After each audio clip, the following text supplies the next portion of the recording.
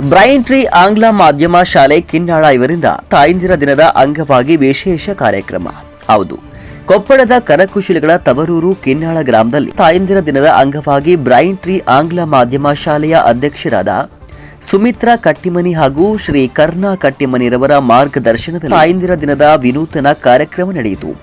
ಈ ಕಾರ್ಯಕ್ರಮದಲ್ಲಿ ಮುಖ್ಯವಾಗಿ ಬ್ರೈನ್ ಟ್ರೀ ಶಾಲೆಯ ವಿದ್ಯಾರ್ಥಿಗಳ ತಾಯಂದಿರು ಭಾಗವಹಿಸಿದ್ದರು. ಅದೇ ರೀತಿ ಮುಖ್ಯ ಅತಿಥಿಗಳಾಗಿ ಕೊಪ್ಪಳ ಜಿಲ್ಲಾ ನ್ಯಾಯಾಲಯದ ಸಹಾಯಕ ಕಾನೂನು ಅಭಿರಕ್ಷಕರು ಶ್ರೀ ರವಿಚಂದ್ರ ಆರ್ ಮಾಟಲ್ದಿನ್ನಿ ಹಾಗೂ ಇವರ ಮಾತೋಶ್ರೀಯವರಾದ ಫಕೀರಮ್ಮ ಮಾಟಲ್ದಿನ್ನಿ, ಯುವ ವಕೀಲರಾದ ರಮೇಶ್ ಕೆರಹಳ್ಳಿ, ಶಾಲೆಯ ಮುಖ್ಯೋಪಾಧ್ಯಾಯರಾದ ಸಂಶಾದ್ ಅವಲ್ದಾರ್ ಹಾಗೂ ವಿವಿಧ ಸಂಘ ಸಂಸ್ಥೆಗಳ ಪದಾಧಿಕಾರಿಗಳು, ಶಾಲೆಯ ಶಿಕ್ಷಕ ಬಳಗ, ವಿದ್ಯಾರ್ಥಿಗಳು ಕಾರ್ಯಕ್ರಮದಲ್ಲಿ ಭಾಗಿಯಾಗಿದ್ದರು. ಕಾರ್ಯಕ್ರಮವನ್ನು ಉದ್ದೇಶಿಸಿ ವಕೀಲರಾದ ರವಿಚಂದ್ರ ಆರ್ ಮಾಟಲ್ದಿನ್ನಿ ಅವರು ಮಾತನಾಡುತ್ತಾ, ತಾಯಿಯು ನಮ್ಮ ಜೀವನದ ಮೊದಲ ಗುರು, ಮಾರ್ಗದರ್ಶಕಿ, ನಿಸ್ವಾರ್ಥ ಪ್ರೀತಿಯ ಪ್ರತೀಕ.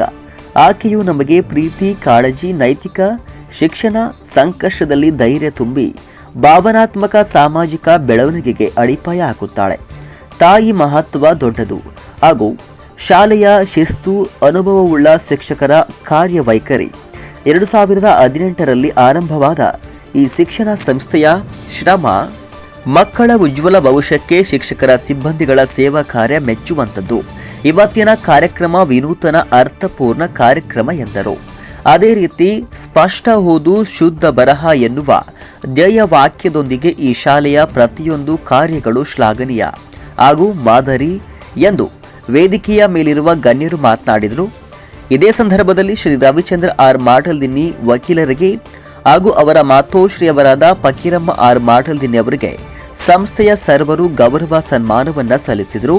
ಅದೇ ರೀತಿ ಸಂಸ್ಥೆಯ ಅಧ್ಯಕ್ಷರಾದ ಸುಮಿತ್ರಾ ಕಟ್ಟಿಮನಿಯವರಿಗೆ ಹಾಗೂ ಕರ್ನಾ ಕಟ್ಟಿಮನಿಯವರಿಗೆ ರವಿಚಂದ್ರ ಆರ್ ಮಾಟಲ್ದಿನ್ನಿ ವಕೀಲರು ಸನ್ಮಾನಿಸಿ ಗೌರವಿಸಿದರು.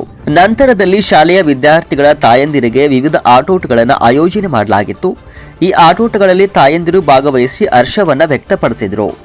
ಕೊನೆಯದಾಗಿ ಕಾರ್ಯಕ್ರಮದ ಸರ್ವರು ಮಧ್ಯಾಹ್ನದ ಭೋಜನವನ್ನ ಸ್ವೀಕರಿಸಿ ತಾಯಂದಿರ ದಿನವನ್ನ ಅದ್ದೂರಿಯಾಗಿ ನೆರವೇರಿಸಿದರು. ನಿರಂತರ ಸುದ್ದಿಗಾಗಿ ನೋಡ್ತಾ ಇರಿ ಕನ್ನಡ ಸ್ಫೂರ್ತಿ ನ್ಯೂಸ್. ನಮಸ್ಕಾರ.